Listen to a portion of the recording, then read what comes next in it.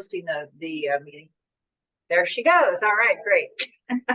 So this will be available if you want to listen again, and the partnership will post a link on the web page. So just a little bit of background about the Community Investment Fund. It was created by the Port Authority in 2010, and it's been making grants to organizations in St. Louis since that time. Early focus was on South County, but it has, in the last several years, been expanded to be made available to the entire St. Louis County to nonprofits. The source of the funding is through a ground lease with River City Casino. So these are not tax dollars, these are actually rental payments. And the Port Authority made the determination that putting together the funds from that and making it available for a grant program would be a way of reinvesting those funds in the community to support economic and community development. The Port does oversee those funds. The Port Authority is operated by a board of commissioners comprised of 7 members. 3 actual members of the Port Authority are integrally involved in the grant review. We have a grant committee, and then they are the ones who really review in conjunction with staff the applications, and then ultimately they make the recommendations to the 7-member Port Authority board who has to approve them formally. So the Port Authority is an economic development organization. And so the focus of these grants is on making funding available to nonprofit organizations, but nonprofits that are focused on activities that help grow and develop economic opportunities. So business, employment opportunities in an equitable way through sourcing different kinds of activities that improve the quality of life for St. Louis County.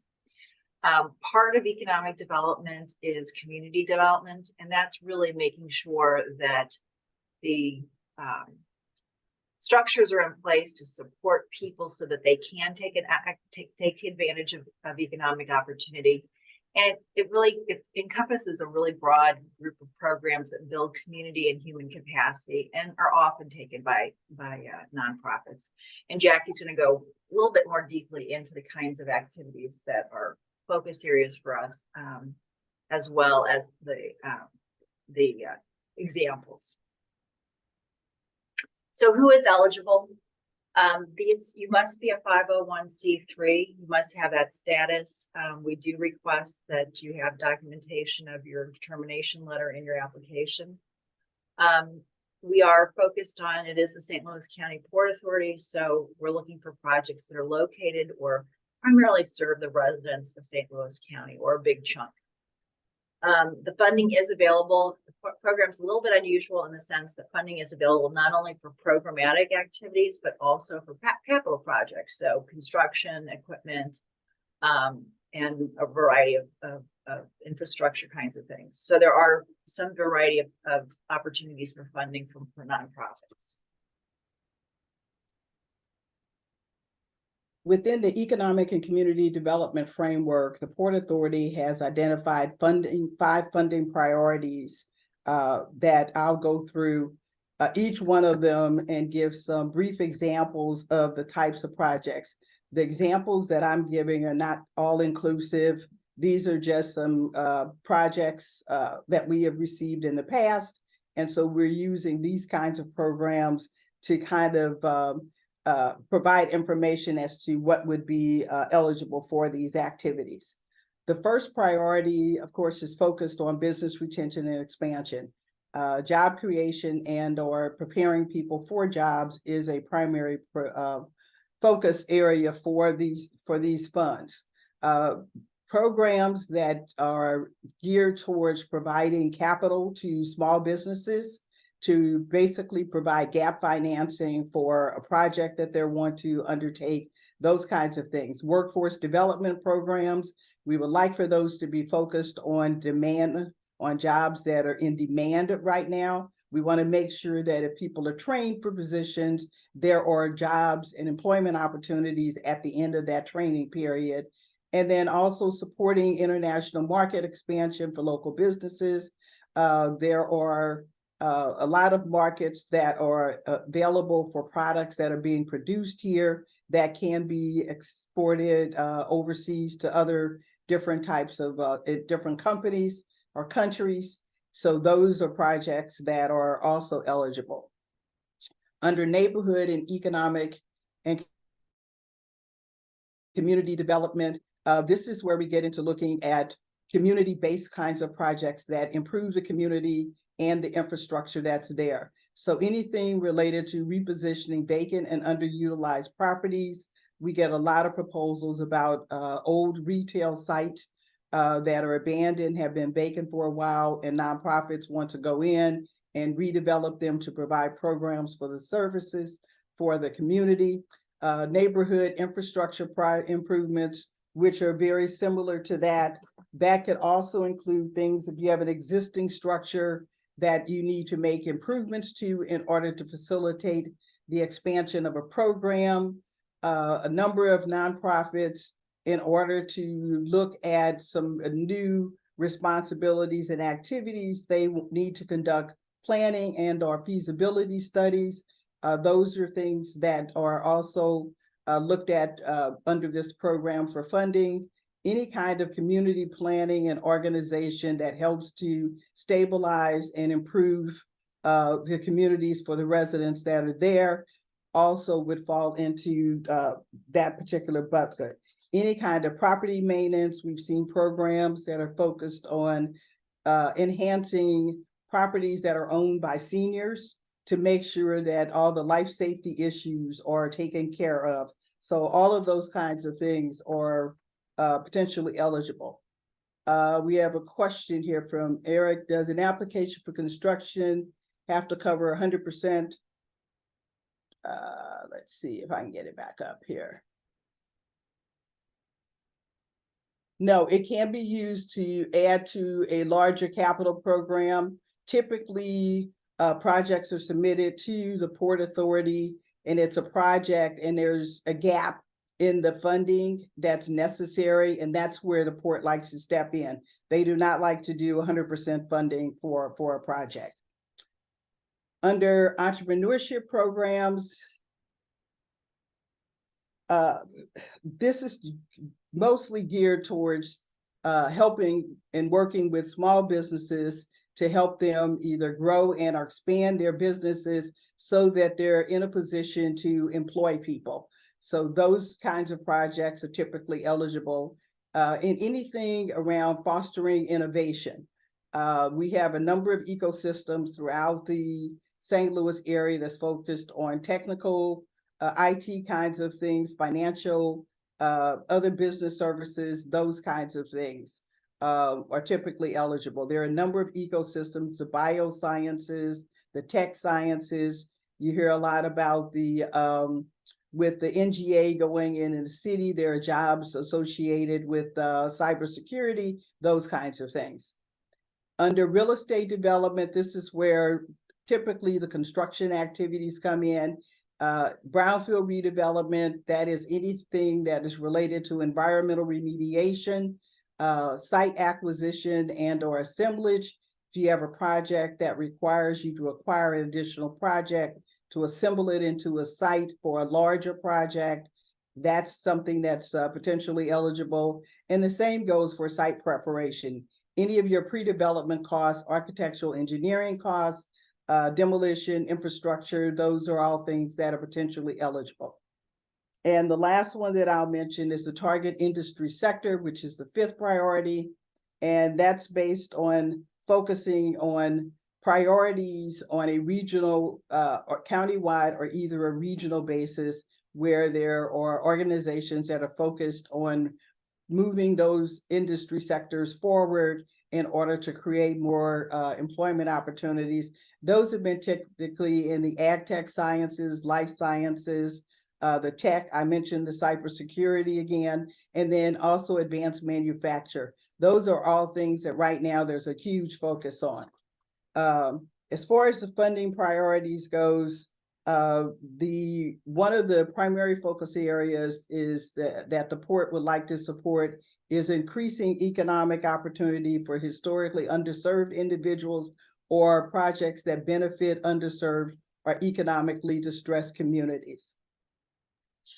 Looks like there's another question. Can the funding be used to construct a new building space for community service agencies? It has to be connected to economic development. Yeah, So it's if you- possible, but It's, yes, but it needs to be connected to providing opportunities for folks to obtain employment. The schedule that we have outlined right now, and this is all dependent on the number of applications we actually receive. Last year, we got twice as many applications as we had anticipated, so it took a little longer to get through the process. But this request for proposals was issued on the 11th of August this year. The due date for all applications is 5 p.m. on September 22nd. And there is a portal that has been set up that's included in the application documents where it has to be submitted.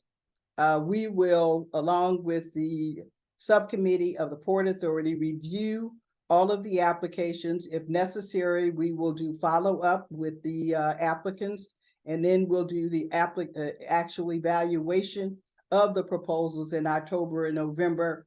And that's all dependent on the number we received. But we're hoping to have the funding decisions made by late 2023, which means November or December.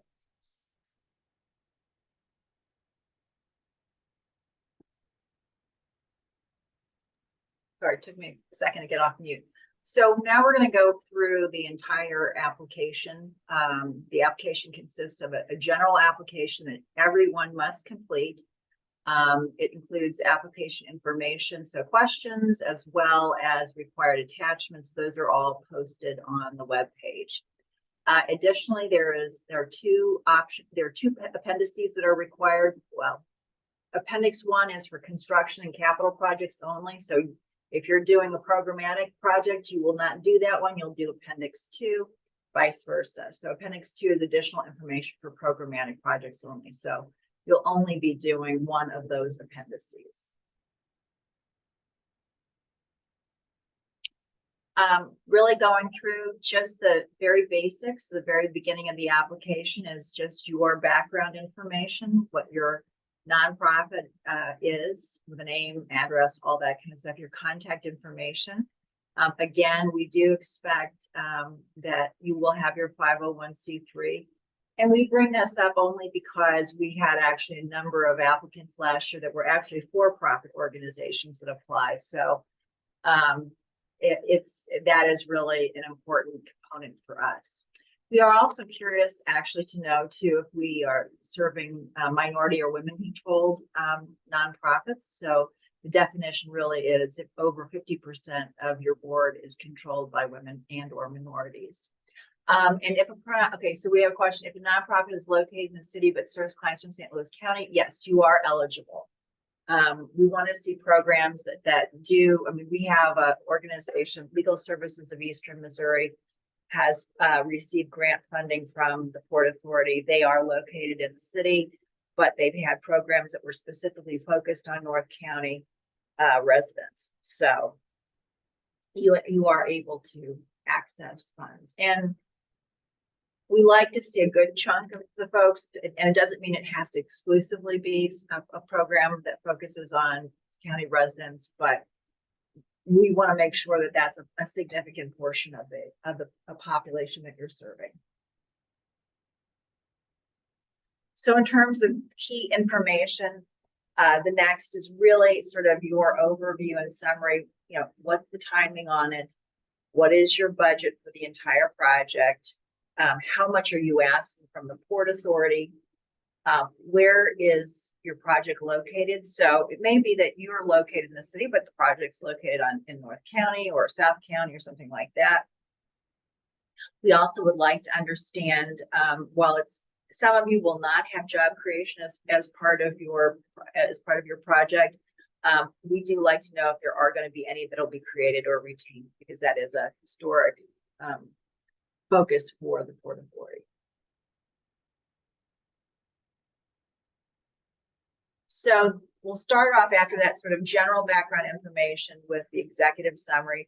This is a brief description of your project, however, whatever that is. Consider it sort of in a innovation kind of setting or a startup setting. It's your elevator pitch. It's the way that you really are summarizing what you're doing, what the purpose is, and what the need is you're addressing. And it's really important, very helpful for us to have that, because it's a pithy way of really understanding what the purpose is. Let's see, what do we have here? Beth, why don't we wait till the end and answer the questions, because we're getting so many. Oh yeah, we are getting quite a few. Yeah. So, oh my goodness. Yeah, we'll answer the questions at the end.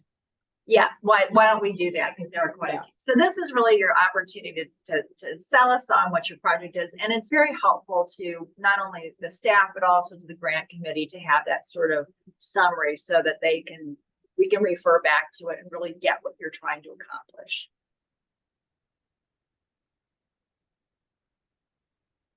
As part of the introduction and background section, this is where we're really trying to understand your organization and how the project that you're seeking funding for fit and marry in with your mission. So we want to make sure that your project aligns with your organization's mission. That's why we ask what the mission is, and then for us to see if there's a connection. We want to know what it is that you do, who you serve, and then whether or not you have the capacity to actually take on the project that you are contemplating. We are looking for a detailed project description. We're not looking for a 10-page document that tells us, but as succinctly as possible, tell us what the need is, and then once again, who will be served to address that need. We want to understand how that fits into your organizational strategy for what it is that you're planning on doing, how it relates to other programs you're already operating. And then we also want to understand, a lot of the nonprofits partner with other nonprofits. We understand who those partners are and what their involvement and contribution to the program will be. And then once again, we want to make sure that any projects that are funded are consistent with existing plans in the community. It could be a community plan or a county plan, but it has to be consistent with some plan that is already in existence. And then the last thing that we look for in this particular section is whether or not there are any green or sustainability aspects associated with your project. This is just so that we understand the potential impacts of the projects from an environmental standpoint. Okay. We're also very interested in the outcomes that will come as a result of implementation of your project. And so that's why we ask you to really provide information on what the project will achieve. And that could be things like creating living wage jobs, encouraging additional investment in a community. Your project could be the catalyst in order to be able to do that. In doing that, we also want to know, how are you going to track the progress? How are you going to document what it is you've done, and then what the outcomes are, because that information will be required to be reported on a quarterly basis as part of any grants that are issued. And then we look for the project funding.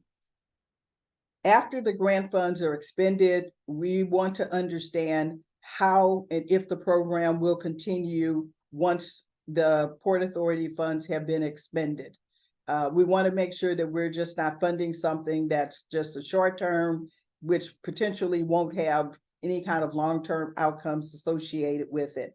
And then the last thing under the project funding is that in-kind contributions are eligible to be included as part of the funding that you have for the project. So make sure you keep track of any volunteer hours or any in-kind contributions that you have, and that should be communicated in your application. And then we have a number of assurances and certifications that will be included. We want to know if your organization is involved in any kind of litigation. We also want to know whether or not you employ illegal aliens. which is something that is unacceptable. And then we also want to know what your MBE, WB utilization will be as a part of the project. Also included in the packet, the application packet, is a checklist, and we really emphasize that you pay attention to this. Make sure that all of the documents that are required to be submitted are included.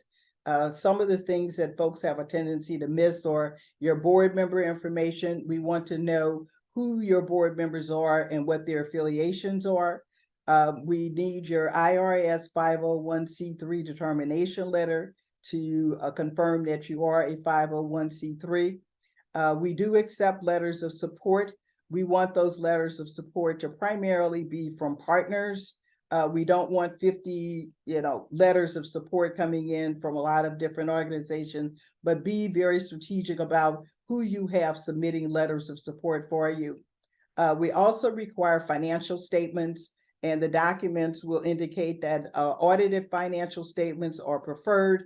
However, we will look at compilations and other financial statements to see if those are eligible. And then finally, we want to make sure that if you're doing a construction project, make sure you're including Appendix 1. And if your project is strictly programmatic, make sure that you've attached Appendix 2. Beth? Yeah, I gotta come off mute. So Appendix 1 is really about additional information for construction projects, and it really focuses on your timeline, as well as your sources and uses of funds. So we're looking, these are redevelopment projects. They can either be new construction or it could be renovation. This sheet really goes to how much you're asking and what the total project cost is. And we also want to see the project schedule from, essentially property acquisition through permitting, site prep, infrastructure, and completion of construction. And some of those may not be applicable to you, but we want to understand where you are. You may have accomplished some of them already. So, but we want to know where you are in terms of the progress of your construction project. Beth, We you also want the typical time frame for projects 12-24?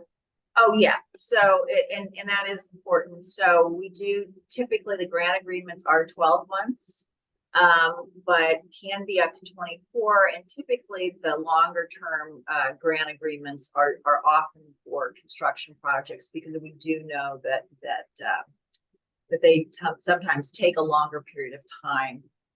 So we are somewhat flexible about that, but really no more than 24 months. So this is something that is, hopefully you've gotten your funding together and you're pretty close to starting. So then we also would like a detailed estimate of project costs. We know that if you haven't bid anything out, you don't know everything, but that includes, all your acquisition costs, any kind of infrastructure.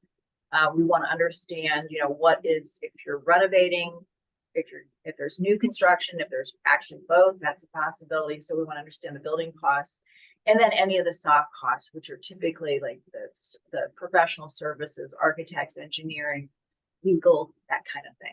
So.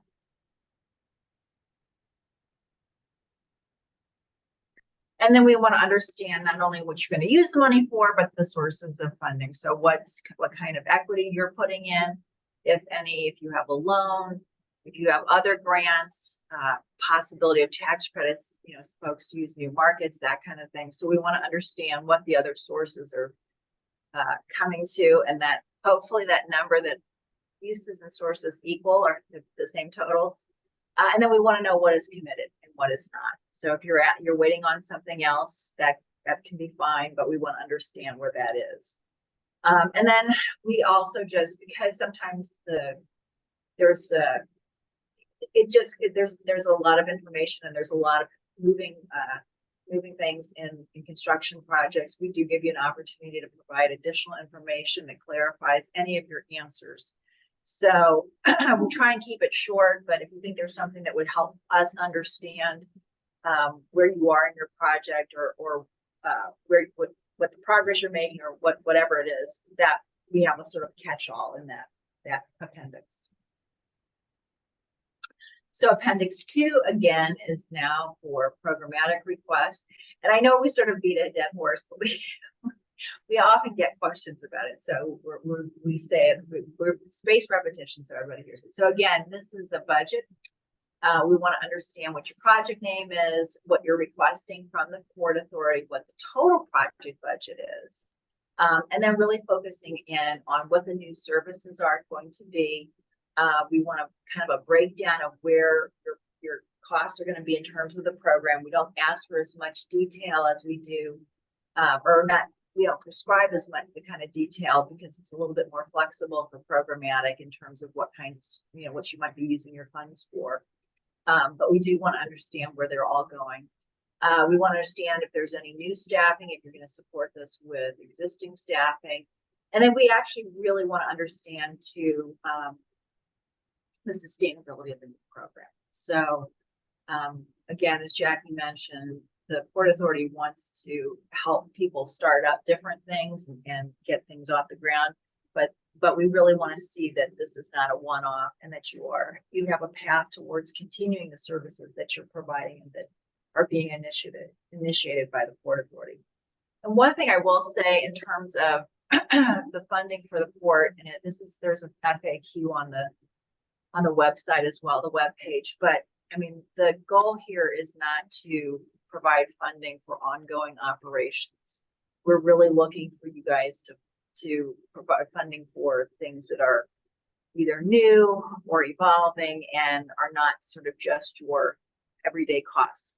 Administrative costs, a portion of your grant can be used for administrative costs, but really we're not looking to support organizations' general operating budget. Okay, Jackie's now going to give us some examples. Yes, we wanted to just provide a couple of examples of projects that were previously funded by the Port Authority. We found that this is helpful for people to really kind of understand all of the questions that are being asked in the grant application itself. The first project is one that was funded, I believe, in 2019 by Beyond Housing. They were constructing a new building in the city of Pagedale to house a number of different organizations and entities. And what they requested from the Port Authority was funding to build out what's known as a Propel Kitchen. It is a kitchen training space that's used to provide culinary training for residents in the 24-1 community. And they also allow other people that fit their criteria to participate in the program. This particular program was funded under the Business Retention and Expansion. It's a workforce development program. Beyond Housing has agreements with large culinary providers throughout the St. Louis region. So most of their folks that go through their program that receive the training have been employed by those entities at the end of the project. The second one, Beth mentioned it a minute ago, was Legal Services of Eastern Missouri.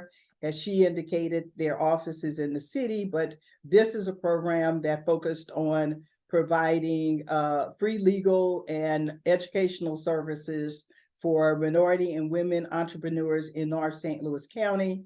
And if you look at the little graphic on the right side of the screen, this tells you the types of services they provided. They worked with a number of the organizations on tax issues and corporation issues, all of those things that businesses have to have in place to be successful. This was one that was funded under the Entrepreneurship and Innovation priority. The graphic that you see there that they submitted was part of their quarterly report that was submitted. The port is interested, as we indicated, in outcomes. So we want to understand exactly what the benefits have been. Culinary kitchen. I'm sorry. That's what I'm trying to. Yeah, someone's asking a question. Volunteer us. No. I think somebody needs to go on mute. Yeah, or would you, if you're Mark, would you having put a your, conversation? yes. please mute yourself?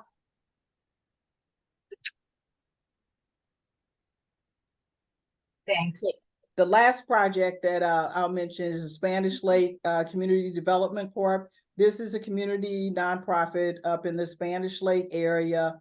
They were looking to put together a plan for the Bell Fountain corridor up in North County in order to create basically a town center. They needed to prepare a plan to basically facilitate community engagement and to determine whether or not the project was feasible. That was a project that funding was provided for under the Neighborhood Economic and Community Development Priority. The graphics on the right-hand side are graphics from the plan once it was completed that basically showed what that area could look like. And it did involve a lot of community engagement and a community input. All right, so final step. As I mentioned earlier, there is an FAQ on the website.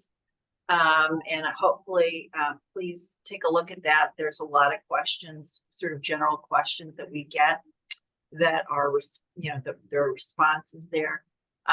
If you have other questions, we'll go through the questions that were included in the chat before we get off the phone or get off the Zoom call today. But you can also contact us through portfund@stlouisco.com. Those go directly to me. Again, the deadline is 5 p.m. September 22nd, 2023. One thing I will say, we did have some issues last year with, I think, everything coming in at between 4:30 and 5 o'clock. And so there were a few, for some reason, applications that did not get through until I did not get them. They had to be re-forwarded to me. They were all considered, but I wanted to let you all know that we will be I will be sending out confirmations that I received your application. And if for some reason you do not receive that, please do follow up with me, because there are technical issues that can occur. So don't hesitate to follow up if for some reason you don't get something from me. We did get a lot in last year, and it just sometimes technology doesn't always work the way you want it to. So I think that's it for the formal presentation. But we'll go ahead and start to address the questions that are in the chat. All right. There are a lot. Yeah, that's why I said wait till